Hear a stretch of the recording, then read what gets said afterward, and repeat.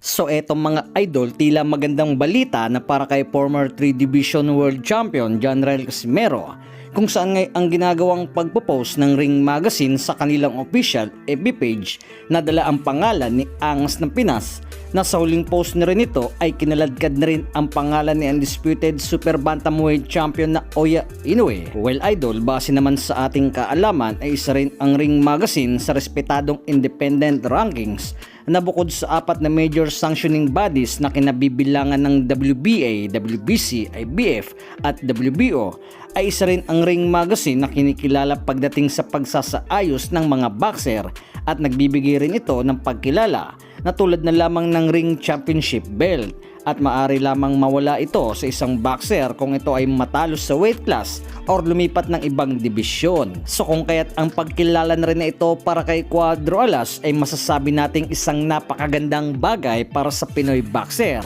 So kasalukuyang may hawak nito ay si Saudi billionaire Turki Al-Sheikh, na matapos nitong mabili kay Golden Boy Promotion Oscar De La Hoya noong taong 2024 sa halagang $10 million.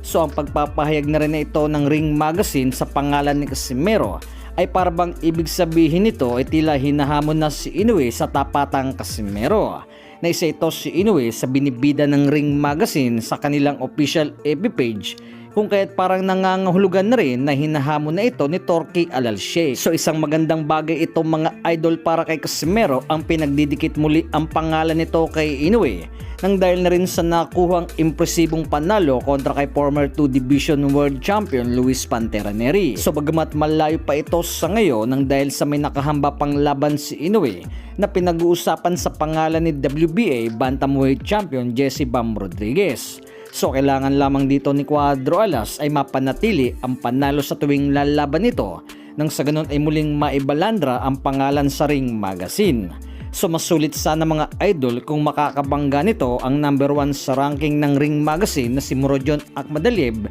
at kung matatalo ay posible na talaga ang laban kay Inoue, or di kaya ay ang mas mabilis na maikasa ang naghahamon kay Casimero na si David Picasso na ikapito sa listahan. Samantala, dati na ring nalutong laban sa pagitan ni Jonrel Casimero at na Oya Inoue noong taong 2020 na hindi lamang natuloy ng dahil sa pandemya, ay muling napag-usapan ang hininging kondisyon kay Casimero ni Inoue, na ayon noon kay Inoue ay nais na ipadrag test si Cuadro Alas na bago ang kanilang sagupaan, na para nga daw makasiguro ito na walang dayaan sa laban. So hindi nga ito natuloy ng dahil sa nasabing reason, kung kaya't kung muli nga raw itong maikakasa ay posible muling humingi ng kondisyon si Inoue. Sa kabilang banda naman, nalalapit naman ng laban ni former Unified Super Bantamweight Champion Marlon Tapales sa Australia, na ngayong paparating na Agosto ay nagpahayag na nga ito sa kanyang pagbabalik sa laban ay pipilitin na nitong manalo, na ito nga'y kasunod ng pagkatalo sa Japanese fighter na si Yukinori Oguni.